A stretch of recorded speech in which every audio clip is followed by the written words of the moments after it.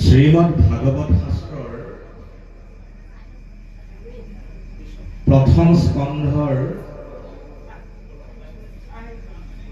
২৪ খণ্ডৰ কেইজোপামান পদ ইতিমধ্যে পাঠক বাপে এইমাত্ৰ পাঠ কৰিছে।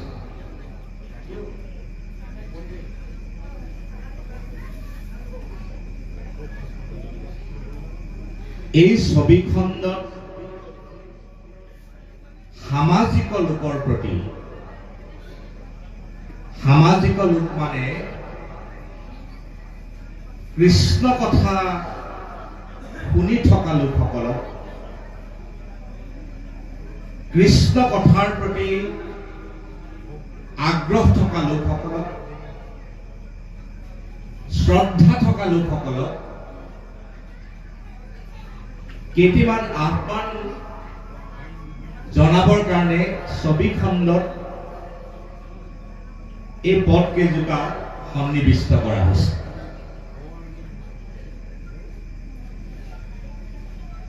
আপোনালোকে জানে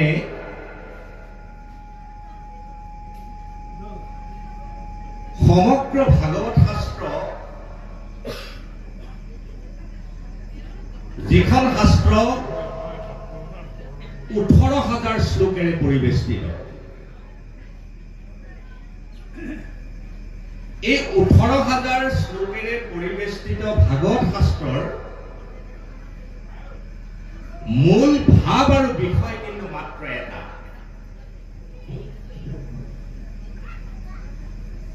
সেই মূল ভাৱ আৰু বিষয়টোৰ প্ৰতি সামাজিক লোকৰ দৃষ্টি আকৰ্ষণ কৰিবৰ কাৰণে ২৪ খণ্ডত এই কথা কেইটা প্ৰকাশ কৰিছে। ১৮,০০০ শ্লোকেৰে পৰিপূৰ্ণ ভাগৱত শাস্ত্ৰ এটা শব্দত প্ৰকাশ কৰিব পাৰি। তাৰ মানে ১৮,০০০ শ্লোক এটা শব্দতে অন্তৰ্নিহিত হৈ আছে। সেই শব্দটো হল কৃষ্ণ ভাৱনামৃত।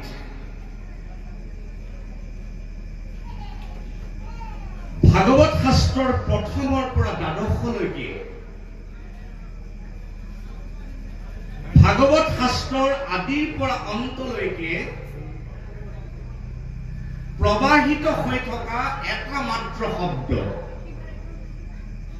সেই শব্দটোতে সমগ্ৰ ভাগৱতৰ বক্তব্য, ভাগৱতৰ উদ্দেশ্য, ভাগৱতৰ তত্ত্ব আৰু ভাগৱতৰ দৰ্শন সমাহাৰিত হৈ আছে। সেই শব্দটোৱে মই অলপ সময়ৰ আগত কৈছিলো, কৃষ্ণ ভাৱনামৃত। সামাজিক লোকক এই কৃষ্ণ ভাৱনামৃতৰ লগত চিনাকি কৰি দিবৰ কাৰণে ২৪ খণ্ডত এই কথাখিনি এবাৰ নিবন্ধ কৰা হৈছে। এই সংসাৰত ভাগৱত শাস্ত্ৰই অমৃত বুলি মাত্ৰ এটা বস্তুক নিৰ্ণয় কৰি দিছে। সেই বস্তুটোৰ নাম হল কৃষ্ণ কথা। ভাগৱতে এই বুলিও কৈছে যে কৃষ্ণ কথা কেৱল অমৃতে নহয়, ই অমৃতৰো অধিক। অমৃততকৈ অধিক যদি কিবা বস্তু এই সংসাৰত আছে, ভাগৱতৰ মতে সেয়া কেৱল কৃষ্ণ কথা।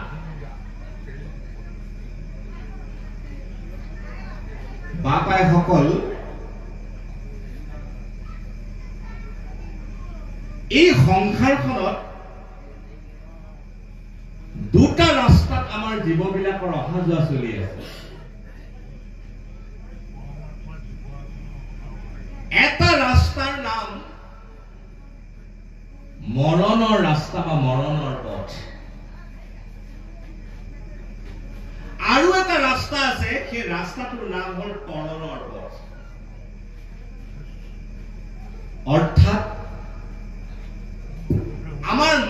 মানুহবিলাকে দুটা পথেৰে যাত্ৰা কৰি আছে, এটা মৰিবৰ ফালে আৰু আনটো তৰিবৰ ফালে। যি মৰিব খোজে তাক ভাগৱত নালাগে, ধৰ্ম তেওঁৰ কাৰণে প্ৰয়োজনীয় বস্তু নহয়। কিন্তু যি তৰিব খোজে, যাক তৰণৰ প্ৰয়োজন, তাৰ কাৰণে কিন্তু ভাগৱত অপৰিহাৰ্য।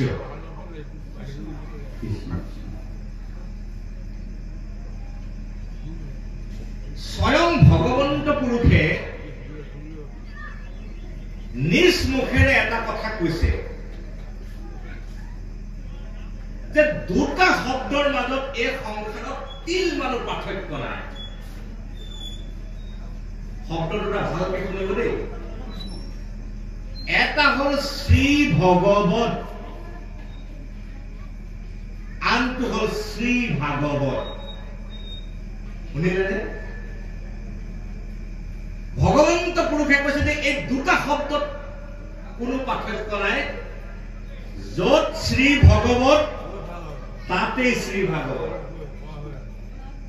য'ত শ্ৰী ভাগৱত তাতে শ্ৰী ভগৱত। শ্ৰী ভগৱত মানে হল ভগৱন্ত কৃষ্ণ বা হৰি, আৰু শ্ৰী ভাগৱত মানে এয়া তেওঁৰ বাণীময় মূৰ্তি, বাংময় মূৰ্তি ভাগৱত। ভগৱন্ত ঈশ্বৰে নিজে কৈছে য'তেই ভাগৱত থাকে তাতে মই থাকো, আৰু মই য'ত থাকো তাতেই ভাগৱত থাকে। এতিয়া ভাগৱত ক'ত আছে? ভাগৱত আছে এই অলপ আগতে মই ব্যৱহাৰ কৰা শব্দটো কৃষ্ণ ভাৱনামৃত। পৰীক্ষিতে প্ৰথমে মৰিবলৈকে গৈছিল, হয়নে নহয়? পৰীক্ষিতৰ প্ৰথমটো যাত্ৰা আছিল মৃত্যুৰ ফালে। ভাগৱতক লগ পোৱাৰ লগে লগে পৰীক্ষিতৰ ৰাস্তাটো সলনি হৈ গৈছে। মৰিবলৈ যোৱা পৰীক্ষিতে ৰাস্তাটো সলনি কৰি পেলালে। কোনফালে? তৰিবৰ ফালে। মৰণৰ ফালে যোৱা পৰীক্ষিতে ভাগৱতক লগ পোৱাৰ লগে লগে জীৱনৰ ৰাস্তাটো সলনি হৈ গল। পথটো কোনফালে হল? তৰণৰ ফালে। যাক মাধ্যম কৰি পৰীক্ষিতে, মৰণমুখী পৰীক্ষিতে তৰণমুখী পথলৈ যাত্ৰা কৰিলে, সেই মাধ্যমটোৱে হল কৃষ্ণ কথা, কৃষ্ণ নাম, কৃষ্ণ গুণ, কৃষ্ণ মহিমা। সামাজিক লোকক আচলতে কৃষ্ণ কথাৰ প্ৰতি, কৃষ্ণ নামৰ প্ৰতি, কৃষ্ণ ভূত আৰু উপলব্ধিৰ প্ৰতি আকৃষ্ট কৰিবৰ কাৰণে দৰাচলতে ভাগৱত শাস্ত্ৰ প্ৰণয়ন কৰা হ'ল। ভাগৱতত যিজন কৃষ্ণ আছে, সেই কৃষ্ণজন একে সময়তে উপাস্য তত্ত্ব। সেই কৃষ্ণ একে সময়তে সত্যৰ প্ৰতীক। সেই কৃষ্ণ একে সময়তে ন্যায়ৰ প্ৰতিমূৰ্তি। সেই কৃষ্ণ একে সময়তে এটা সংস্কৃতি। সেই কৃষ্ণ একে সময়তে মানুহৰ নৈতিক, আধ্যাত্মিক আৰু মানুহৰ পাৰমাৰ্থিক সংস্কাৰ আৰু বিচাৰৰ মাপকাঠি। সেই কৃষ্ণ, কৃষ্ণক মাধ্যম কৰি মানুহৰ আধ্যাত্মিক উত্তৰণৰ পথটোকে ভাগৱত শাস্ত্ৰই প্ৰণয়ন কৰি দিছে। সেইকাৰণে ভাগৱত শাস্ত্ৰই আহ্বান কৰিছে যে পৰম শ্ৰদ্ধাৰে সৈতে পৰম আগ্ৰহেৰে সৈতে কৃষ্ণ কথা শ্ৰৱণ আৰু কীৰ্তন কৰিব। এই সংসাৰত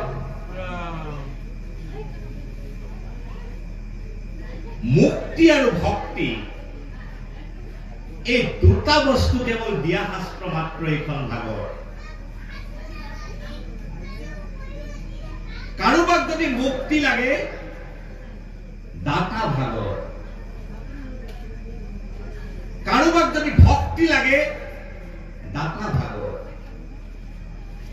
সেইকাৰণে ভাগৱতে সিদ্ধান্ত দিছে, শুনি উকনৰ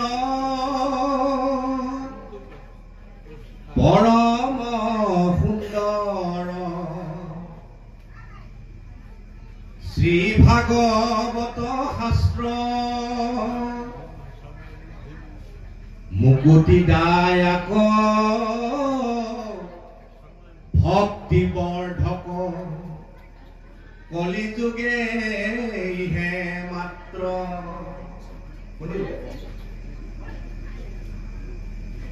শুনিউক নৰ পৰম সুন্দৰ শ্ৰী ভাগৱত শাস্ত্ৰ মুকুতি দায়াক ভক্তি বৰ্ধক কলিযুগে হে মাত্ৰ।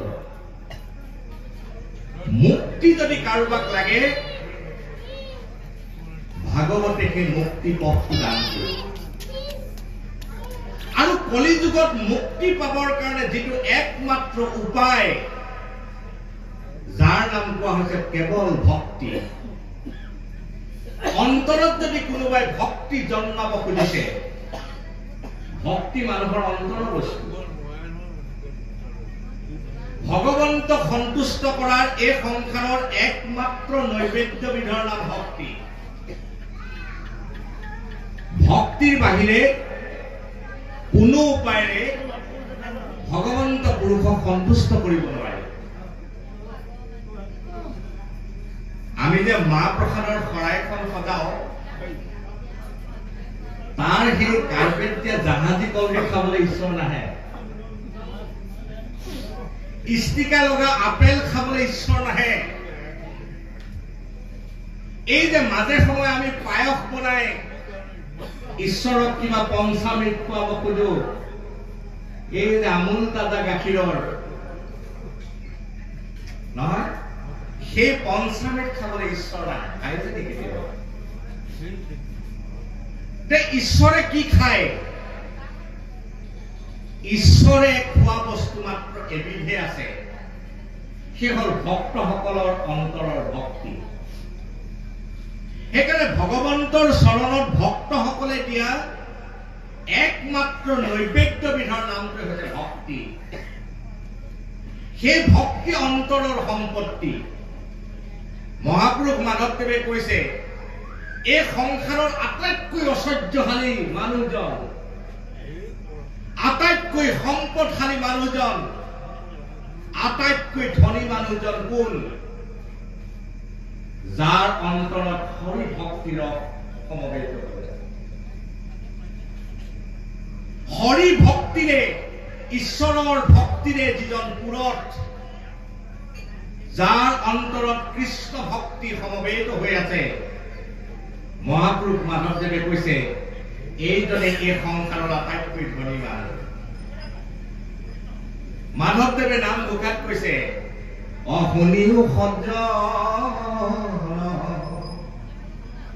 শাস্ত্ৰহাৰ সকলো সম্পত্তি জানা তাৰ, হৰি ভক্তি ৰখে সন্তোষ মন যাহা। হৰি ভক্তি ৰখেৰে যিজন সন্তোষিত, যাৰ ভিতৰত হৰি ভক্তি ৰস প্ৰবাহিত হৈ আছে, মহাপুৰুষ মাধৱদেৱৰ নাম ঘোষাই কৈছে, সেইজনে সংসাৰৰ আটাইতকৈ সম্পত্তিবান। সেই অন্তৰত ভক্তি জাগৃত কৰিবলৈ হলে, সেই ভক্তি প্ৰদীপ যদি কোনোবাই অন্তৰত প্ৰজ্বলিত কৰিব খোজে, তেতিয়াহ'লে সেই জ্বলাই দিয়া শাস্ত্ৰখনে কিন্তু ভাগৱত আছে। আৰু ভক্তি মূলত ভাৱনাৰ বস্তু। উদ্ধৱক ভগৱন্ত কৃষ্ণই যেতিয়া ভক্তিৰ গুঢ়তম ৰহস্যতম কথা কৈছে, তেতিয়া কৈছে যে ভক্তি উদ্ধৱ আন একো নহয়, ভক্তি হল ভাৱনা। এই যে মই অলপ আগত কৈছো ভাগৱতত কৃষ্ণ ভাৱনা প্ৰবাহিত হৈ আছে প্ৰথমৰ পৰা শেষলৈ।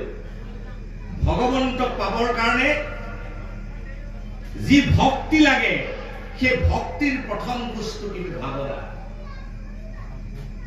ভাৱনাৰে ভগৱন্তক সন্তুষ্ট কৰিব পাৰি। কেনেকৈ কৃষ্ণ ভাৱনা অন্তৰলৈ আহিব, কৃষ্ণ ভাৱনা কেনেকৈ চেতনালৈ আহিব, কৃষ্ণ ভাৱনা কেনেকৈ উপলব্ধিলৈ আহিব, তাৰ এই শিক্ষা আৰু পথটো ভাগৱত শাস্ত্ৰৰ মানুহক দেখুৱাইছে। এটা সৰু কাহিনী কওঁ। এবাৰ যমুনাৰ তীৰলৈ গোপীসকলক ভগৱন্ত কৃষ্ণই মাতি পঠিয়ালে, বোলে আহিবাচোন লগ পাম। এনেও গোপীসকলে পৰম প্ৰত্যাখ্যা কৰি থাকে কৃষ্ণক লগ পাবৰ কাৰণে। তেনেতে যেতিয়া কৃষ্ণৰ ফালৰ পৰা প্ৰস্তাৱটো আহিল, গোপীসকলৰ অন্তৰত মন একেবাৰে নধৰা হৈ গ'ল। এটা বৰ জানিবলগীয়া কথা দেই, এই যে ৰাস আপোনালোকে চাইছে নহয়?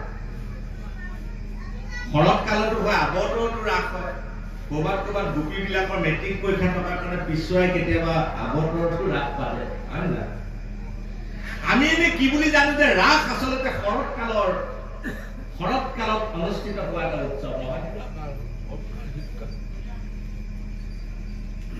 আধ্যাত্মিক অৰ্থত ৰাস কিন্তু শৰৎ কালতে কেৱল নহয়, ৰাস সকলো সময়তে হৈ থাকে।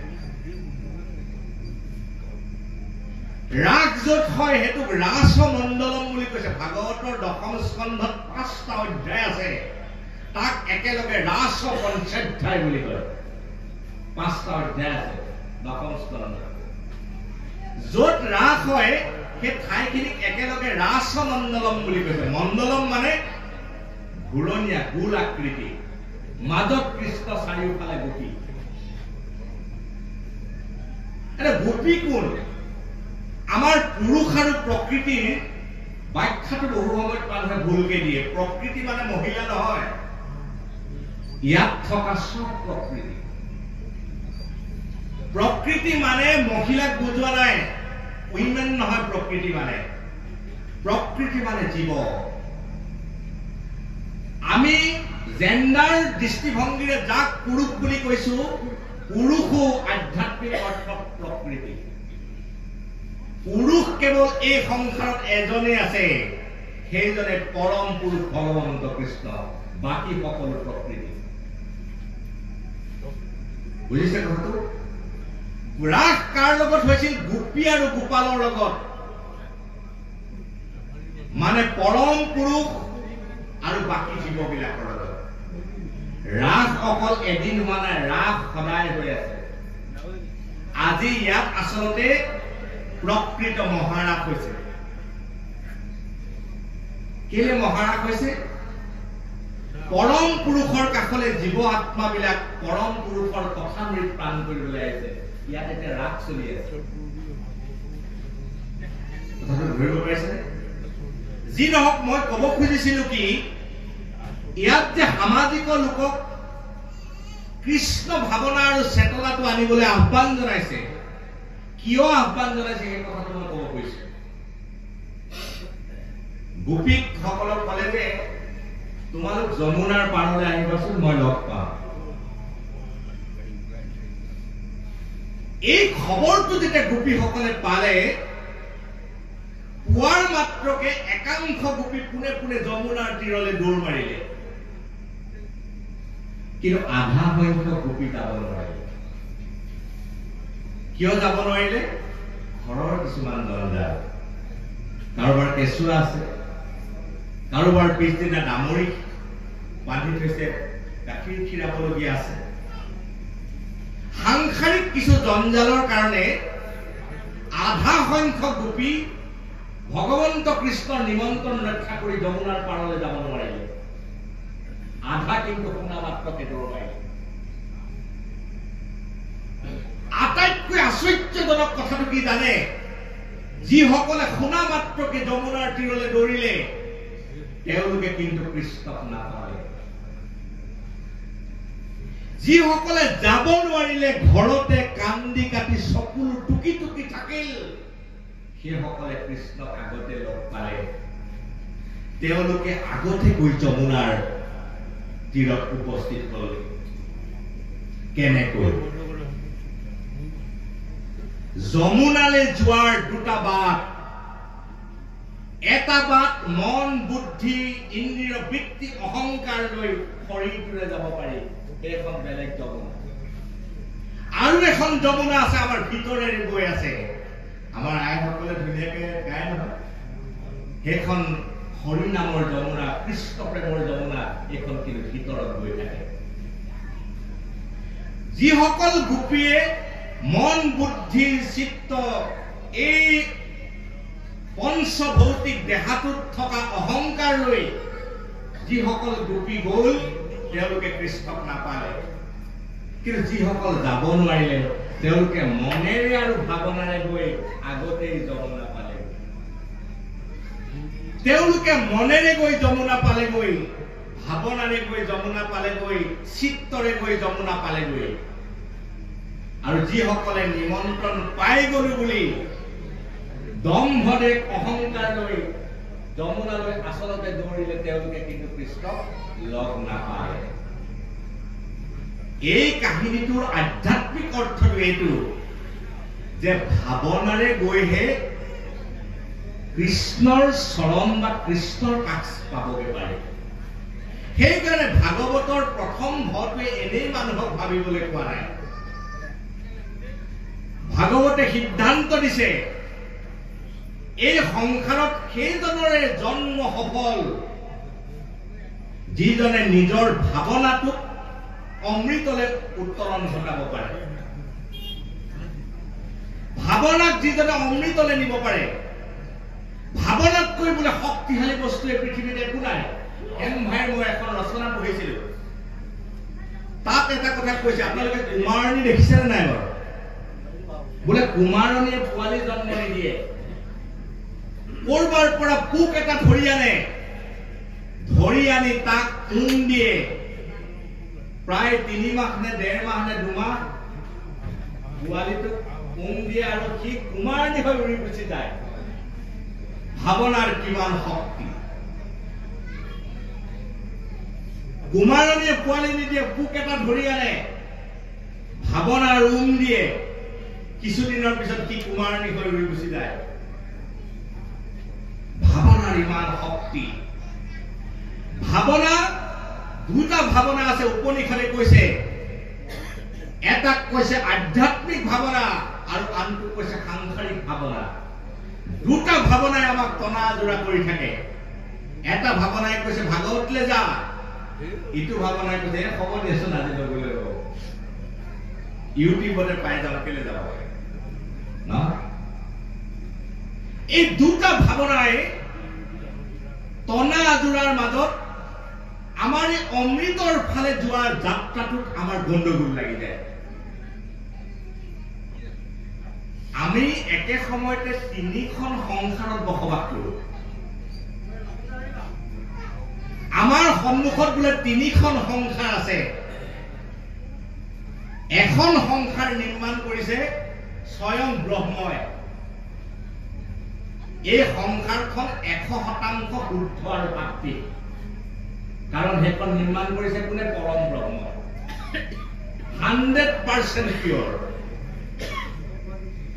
দ্বিতীয় এখন সংসাৰ আছে, এইখন বোলে নিৰ্মাণ কৰিছে ব্ৰহ্মাই, 50% সত্য সাত্বিক আৰু 50% মায়া অবিদ্যা, ইজুকেলটো ভেজাল। কাৰণ ব্ৰহ্মাই নিজে মায়াত বন্দী হৈছে নে নাই? মহাপুৰুষ মাধৱদেৱে মায়াৰ শয্যাত টোপনি যোৱা এজন মানুহৰ নামে হাইলাইট কৰিছে নাম ঢোকাত, তেওঁৱে কিন্তু ব্ৰহ্মা।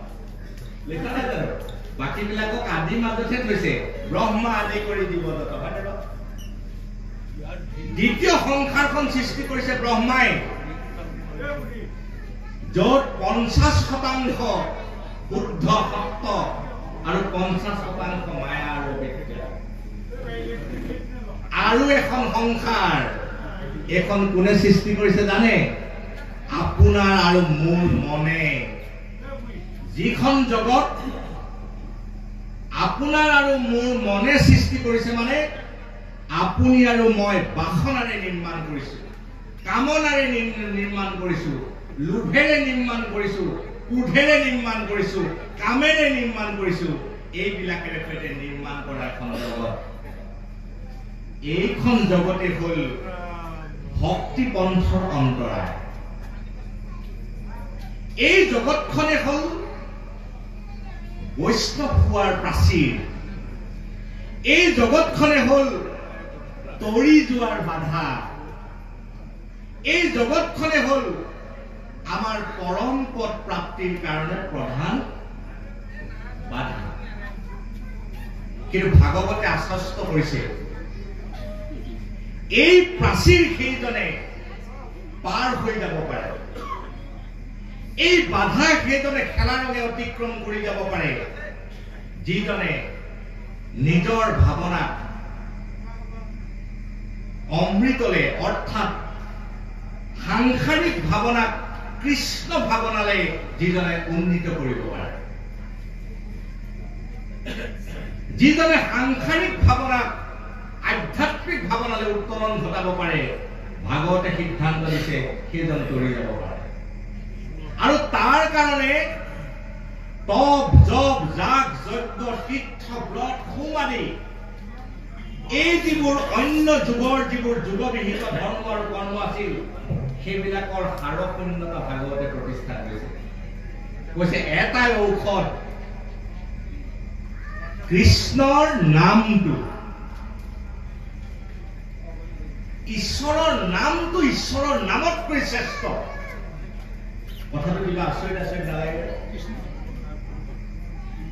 ভগৱন্তৰ নামটো ভগৱানতকৈ শ্ৰেষ্ঠ ভাগৱতে কৈছে সেই নামটো স্মৰণ কৰক ভাগৱতে কিমান উজু উপায় এটা দিছে কোনোবাই কীৰ্তন কৰিছে আপুনি শ্ৰৱণ কৰক কোনোবাই শ্ৰৱণ কৰিবলৈ সাজু হৈছে আপুনি কীৰ্তন কৰক ভাগৱতে কৈছে আপুনি শ্ৰৱণ কৰাৰো সুযোগ নাই পোৱা কীৰ্তন কৰাৰ সুযোগ পোৱা নাই কৃষ্ণ নামটো সকলোৱে স্মৰণ কৰক সেই নামে আপোনাক এই অমৃতৰ পথটোলে আপোনাক লৈ যাব ঈশ্বৰৰ নামৰ কিমান মাহাত্ম্য এইদৰে ব্যাসৰ যে অলপ গণ্ডগোল হৈছিল গণ্ডগোলৰ কাৰণ এটাই কৃষ্ণ নামটো ঢাকি বাকীবোৰ প্ৰখ্যাত কৰিছে এই সংসাৰত পৰীক্ষিতৰ দৰে অৱস্থা পৰীক্ষিত মানে অকল এজন ৰজা বুলি ল'লে পৰীক্ষিতৰ পৰা আমাৰ শিকিবলগীয়া একোৱেই নাথাকিব আমি আটাইৰে পৰীক্ষিত মাত্ৰ মাধ্যম সাংসাৰিক লোকক ভগৱত কৃপাৰ পথটো দেখুৱাই দিবৰ কাৰণে পৰীক্ষিত মাত্ৰ মাধ্যম পৰীক্ষিতক মাধ্যম কৰি লৈ সাংসাৰিক লোকক ভগৱত কৃপাৰ অমৃতোপম পথটো দেখুৱাবলৈ এই বাকী ৰাস্তাটো লোৱা হৈছে কিমান উজু পথটো দিলে উজু পথটো কি ভগৱন্ত কৃষ্ণ নামটো ল'ব লাগে মহাপুৰুষ মাধৱদেৱে সুন্দৰকে কৈছে হে প্ৰাণ প্ৰভু ৰঘুপতি ৰাম ৰাম ৰাম ৰাম ৰাম তোমাতো কৰিয়া তজু গুণ নাম সাৰ তোমাতকৈ তোমাৰ নামটো বোলে শ্ৰেষ্ঠ কেলে শ্ৰেষ্ঠ বিনা হেতু বন্ধ কৰি নৰে ৰাম ৰাম ৰাম ৰাম ৰাম অপাৰ সংসাৰ সমুদ্ৰটোৱে পাৰ হেতু বন্ধন নকৰাকৈ সংসাৰ সমুদ্ৰ যদি কোনোবাই পাৰ হ'ব খোজে সেই সমুদ্ৰ পাৰ কৰি নিব পৰা শক্তি এটাই মাত্ৰ আছে সেইটো কেৱল ভগৱন্ত ঈশ্বৰৰ নাম সেইকাৰণে মহাপুৰুষে আহ্বান জনাইছে এৰি লাজ কাজ নাম লোৱা, এৰি বিষয়ৰ ধান্দা নাম লোৱা, একমনে লোৱা, শ্ৰদ্ধাই লোৱা, একচিত্তে লোৱা। এবাৰ কৃষ্ণ বুলিলে আপুনি তৰিল, আপুনি তৰিব। এবাৰ কৃষ্ণ বোলক কুল উদ্ধাৰিল, আপোনাৰ বংশ উদ্ধাৰ হল। ভাগৱতে কৈছে এবাৰ কৃষ্ণ বোলক জন্ম সামফল, জীৱন সম্ফল। মহাপুৰুষ মাধৱদেৱে নাম ঘোষাত সিদ্ধান্ত দিছে দিব্য সহস্ৰেক নাম তিনিবাৰ পঢ়ি পাৱে যিটো ফল, একবাৰ কৃষ্ণ নাম উচ্চাৰিলে পাৱয় তাক। দিব্য সহস্ৰেক নাম তিনিবাৰ, দিব্য মানে পবিত্ৰ মহৎ, সহস্ৰ মানে হাজাৰ। দিব্য সহস্ৰেক নাম তিনিবাৰ। ভগৱন্ত ঈশ্বৰৰ সহস্ৰ নাম কিমান আছে? 1001 নাম, হয়নে নহয়? ঈশ্বৰৰ নাম জানে নহয়? 1001টা নাম আছে। নাম মানে গুণ নাম, আচলতে নাম এটাই, গুণ নাম সহস্ৰ। নাম ঘোষাত কৈছে দিব্য সহস্ৰেক নাম তিনিবাৰ, 1001 নাম তিনিবাৰ হলে কিমান হব? কিমান হব? 3000 তিনিবাৰ। মানৱ পুৰুষে নাম ঘোষাত কৈছে এই বিষ্ণু সহস্ৰ নাম 3000 তিনিবাৰ পঢ়ি পাৱে যিটো ফল, একবাৰ কৃষ্ণ নাম উচ্চাৰিলে পাৱয় তাক। এবাৰ কৃষ্ণ বুলিব লাগে, এবাৰ কৃষ্ণ বুলিলে সেই কাম হৈ যায়। সেইকাৰণে কীৰ্তন ঘোষাটো মহাপুৰুষে সিদ্ধান্ত দিছে মানুহৰ বিশ্বাস জন্মাবৰ কাৰণে, ঈশ্বৰৰ নামৰ প্ৰতি দৃঢ়তা আনিবৰ কাৰণে কীৰ্তন ঘোষাটো মহাপুৰুষে সিদ্ধান্ত দিছে। কলিত উপায়, কলিত পৰম উপায় নাম, একেদাই সিজে তৃতয় কাম। এবাৰ ৰাম বোলক, কৃষ্ণ বোলক, 3টা কাম একেলগে সিজিলে। কি? উপজয় পুণ্য, 2 নম্বৰ পাপ হুৱে দূৰ, 3 নম্বৰ মিলয় মহামুখ্য ভূষ প্ৰচুৰ। উপজয় পুণ্য, এইখন বিষয় সংসাৰত থাকি কাৰোবাৰ যদি এটা পুণ্যৱান জীৱনৰ অধিকাৰী হবলৈ মন আছে, কৃষ্ণ বোলক নাম। এটা ভিতৰৰ পৰা পুণ্য কাপোৰত নাথাকে দেই, পুণ্য মানুহৰ উপাৰ্জনত নাথাকে, পুণ্য কাণত পিন্ধা, নাকত পিন্ধা আ অলংকাৰত নাথাকে। পুণ্য আত্মাৰ পৰা সৃষ্টি হোৱা বস্তু, ভিতৰৰ আত্মাৰ পৰা পুণ্য ৰাশিৰ জন্ম হয়। সেই পুণ্য যদি কোনোবাই উৎপাদন কৰিব খুজিছে, সঞ্চয় কৰিব খুজিছে, অদ্ভুতই কৰিব খুজিছে, কৈছে নাম লোৱা। তোমাৰ জীৱনটোক এটা পুণ্যময়, পুণ্য নৰতনুলে, ধৰ্মময় তনুলে, তনুটোক ধৰ্মময় তনুলে ৰূপান্তৰ কৰিবৰ কাৰণে ভাগৱত আৰু ধৰ্মৰ প্ৰয়োজন আছে। মহাপুৰুষ গুৰু শ্ৰীমন্ত শংকৰদেৱে স্পষ্টভাৱে কৈছে এই সংসাৰত বিষয় বোকাত লুতুৰি পুতুৰি তনুটোক কোনোবাই যদি ধৰ্মময় তনু কৰিব খুজিছে, সকলো এৰা হৰিনাম ধৰা। কেৱল ঈশ্বৰৰ নামে আপোনাৰ তনুটোক ধৰ্মময় তনুলে ৰূপান্তৰ কৰিব পাৰে। প্ৰথমে কি হল? পুণ্য উৎপাদন হল, পাপ হুৱে দূৰ। পাপ মানে কি? পাপ অকল কৰ্ম নহয়, পাপ চিন্তাও, পাপ এক দৃষ্টিও। সেইকাৰণে গান্ধীজীয়ে কৈছিল পাপ কৰোঁতাতকৈ পাপ চিন্তা চিন্তা কৰোঁতাটো বেছি ভয়ংকৰ। পাপ কাম কৰাতকৈ পাপ চিন্তা লৈ ফুৰাটো বেছি ভয়ংকৰ। পাপ বোধ আৰু পাপ চিন্তা কোনোবাই যদি দূৰ কৰিব খুজিছে, ঔষধ ভগৱন্ত কৃষ্ণৰ নাম। আৰু কি বুলি কৈছে? মিলৈ মহামুখ্য সুখ প্ৰচুৰ। মুখ্য লাগিলে বেলেগ আৰু একো কৰিব নালাগে। সেইকাৰণে মহাপুৰুষ গুৰুজনে কীৰ্তনতে কৈছে, ভাই মুখে বোলাৰাম হৃদয়ে ধৰালো, এতেকে মুকুতি পাৰিবা কহিলো স্বৰূপ। মুক্তি যদি খাটাং কাৰোবাক লাগে, মৰাৰ পিছত নহয়, এয়াতে জীৱনতে মুকুতি হৈ চিৰকালতে। গুৰুজনে মৰাৰ পিছৰ মুক্তিৰ কথা কোৱা নাই, জীৱন কালতে আপুনি মুক্ত হ'ব লাগিব। মৰাৰ পাছৰ মুক্তিৰ কথা মহাপুৰুষে কোৱা নাই। এই জীৱনতে আপুনি মুক্ত প্ৰাপ্ত কৰিব লাগিব। আৰু সেইকাৰণে মাধৱদেৱে মুক্তিকে নালাগে বুলি কৈছে। কৈছেনে নাই? সমগ্ৰ ভাৰতৰ দৰ্শন বিলাকে যিটো বস্তুক লাগে লাগে লাগে বুলি, সমগ্ৰ দৰ্শনে যিটো বস্তুৰ পিছত অন্বেষণ কৰিলে, মাধৱদেৱে তাকে নালাগে বুলি আৰম্ভ কৰিছে। কৰিছেনে নাই? কোনজন ভকতক মহাপুৰুষ মাধৱদেৱে নমস্কাৰ কৰিছে? মুক্তিটো নিস্পৃহ দিলো। আৰু বাঞ্ছা কৰিছে কি? ৰসময় ভক্তি।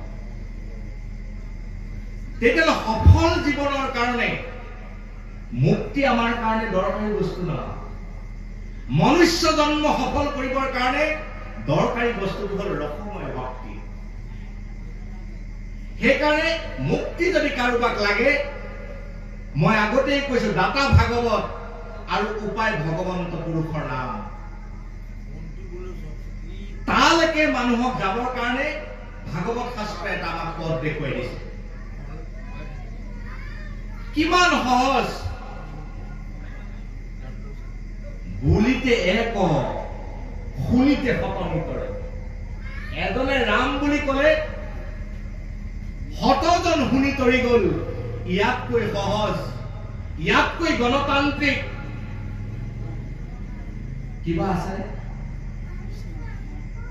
ইমান সুন্দৰ উপায় গুৰুজনে আমাক দিলে। সেইকাৰণে কৈছে, বাকীবোৰ এৰি আমাৰ চেতনালৈ উপলব্ধিলৈ কৃষ্ণক আনিব লাগে। কৃষ্ণৰ নাম, কৃষ্ণৰ গুণ, কৃষ্ণৰ সত্তাটোৰ লগত যাতে আমি সম্পৰ্কিত হ'ব পাৰো, তাৰে উপায় লাগিছে। সেইকাৰণে মহাপুৰুষ মাধৱদেৱে নাম ঘোষাত বৰ ধুনীয়াকে আহ্বান জনাইছে। কি আহ্বান জনাইছে? হৃদয়ত, পাৰিলে গাবচোন মোৰ লগত একেলগে, মুখস্থ আছে যদি। হৃদয় স্তম্ভত কৃষ্ণ চৰণত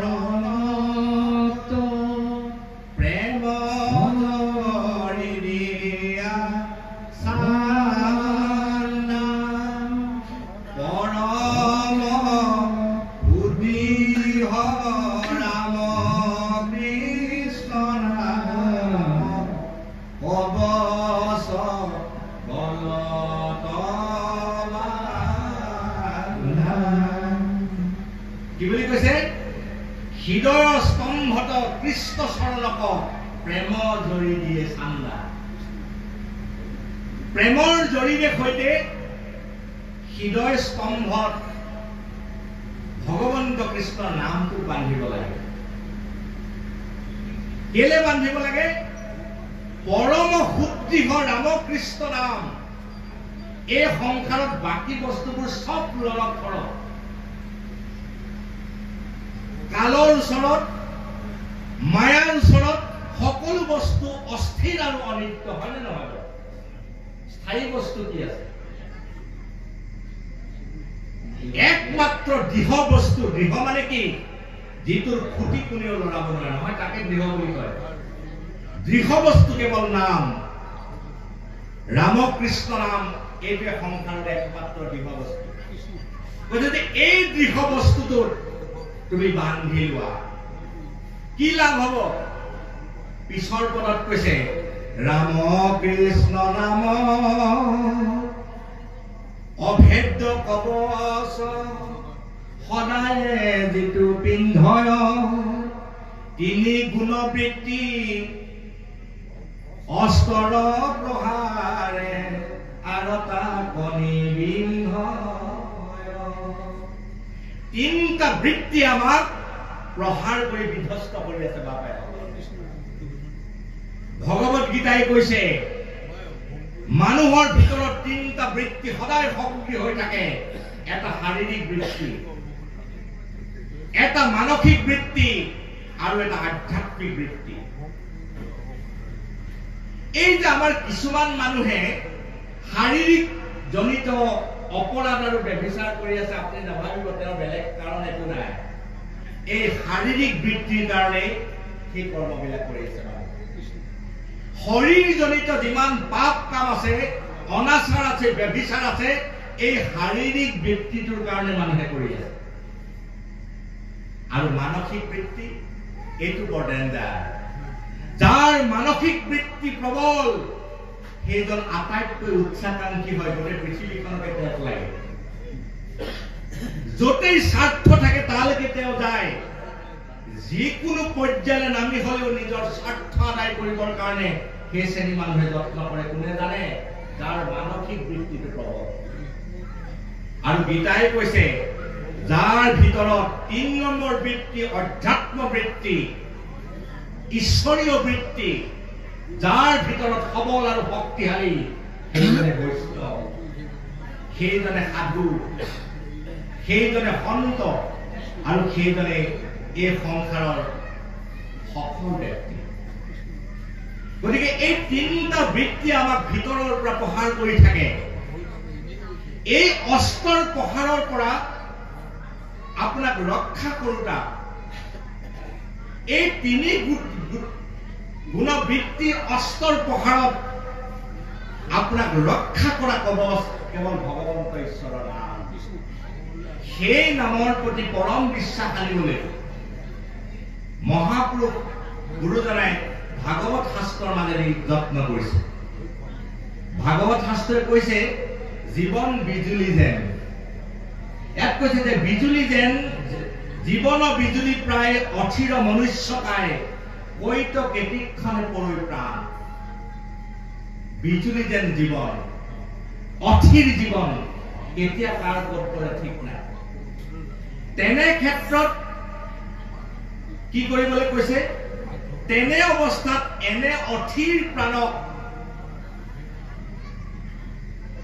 অথিৰ জীৱনক স্থিত দিব পৰা ৰক্ষা কৰিব পৰা পথ আৰু উপায়টো হৈছে কেৱল ভগৱন্ত কৃষ্ণ সেইকাৰণে সিদ্ধান্ত দিছে কি বুলি কৈছে হেন জানি চিন্তাহিত কাৰোবাৰ যদি কল্যাণকৰ কিবা হিত চিন্তা আছে এই হিত চিন্তাটো কৰিবলৈ কৈছে সংসাৰৰ এটা হিত চিন্তা ইয়াত ঠিক কৰি দিছে দেই আমি হিত চিন্তা বুলি ক'লে আমাৰ বৈষয়িক কল্যাণৰ লগত জড়িত চিন্তাবিলাককে সাধাৰণতে বুজো কিন্তু ভাগৱতে কৈছে এই সংসাৰৰ প্ৰকৃত হিত চিন্তাটো কি কৈছে কৃষ্ণত অৰ্পিয়া চিত্ত এই সংসাৰত নিজৰ চিত্তটো কৃষ্ণক অৰ্পণ কৰাটো আটাইতকৈ ডাঙৰ হিত চিন্তা বুলি কৈছে গতিকে আমাৰ যদি কাৰোবাৰ কেতিয়াবা হিত চিন্তা কৰিবলৈ মন আছে আপোন কুশলৰ কাৰণে তেতিয়াহ'লে এই চিন্তাটো কৰিব লাগে কৃষ্ণক অৰ্পিয়া চিত্ত কৈছে কৃষ্ণক চিত্তটো অৰ্পণ কৰি দিয়া আৰু কৈছে কৃষ্ণেহে কৰিব ভয় প্ৰাণ এই সংসাৰত অভয় দাতা কেৱল ঈশ্বৰ ভগৱন্ত কৃষ্ণৰ ব্যতিৰেকে বাকীবোৰ স্থানত এই কাৰণে শৰণ লোৱা অনুচিত বুলি ভাগৱতে কৈছে বাকীবোৰ স্থান অভয়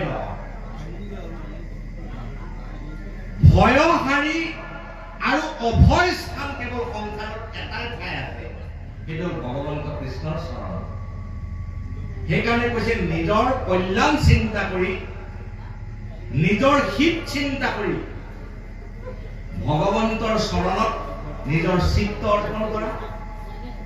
আৰু কি বুলি কৈছে, অথিৰ বিজুলী যেন এই জীৱনত তুমি সম্ফল কৰি তোলা, কাৰণ ইয়াৰ বাহিৰে আৰু তোমাক আনে ৰক্ষা কৰিব নোৱাৰে। ইয়াত খুব ধুনীয়াকে কৈছে, এটা উদাহৰণ দিছে চাব। যেন ভ্ৰমৰ ৰকবধূ পিয়ৈ পাৰিজাত মধু আন পুষ্পে নকৰে নিবাস। পাৰিজাত ফুল পোৱাৰ পিছত ভোমোৰাই আৰু বেলেগ ফুললৈ ইচ্ছা কৰে নেকি? নকৰে। আমাৰ সেই ইচ্ছাটো থাকিব লাগিব। কৃষ্ণে সেই মুকুতি বীজ, কৃষ্ণে সেই সুবিধা নিজ। মই অলপ আগত কৈ আছো, মুকুতি দাতা কেৱল কৃষ্ণ, কৃষ্ণে সেই গৃহীত নিজ। এই যে কৃষ্ণ কৃষ্ণ কৃষ্ণ কৃষ্ণ শব্দ এটা আমি অলপ সময় আগৰ পৰা কৈ আছো। কৃষ্ণ কোন? কৃষ্ণক পৰম দেৱতা বুলি কৈছে। নাম ঘোষাত কেইটামান শব্দ ব্যৱহাৰ কৰিছে চাব দেই। তুমি প্ৰিয়তম সুহৃদ সখী আমাৰ। কৃষ্ণ প্ৰিয়তম, কৃষ্ণ সুহৃদ, কৃষ্ণ সখী, এইবুলি শব্দ ব্যৱহাৰ কৰিছে। কৃষ্ণ মানে সখী, কৃষ্ণ মানে প্ৰিয়তম, কৃষ্ণ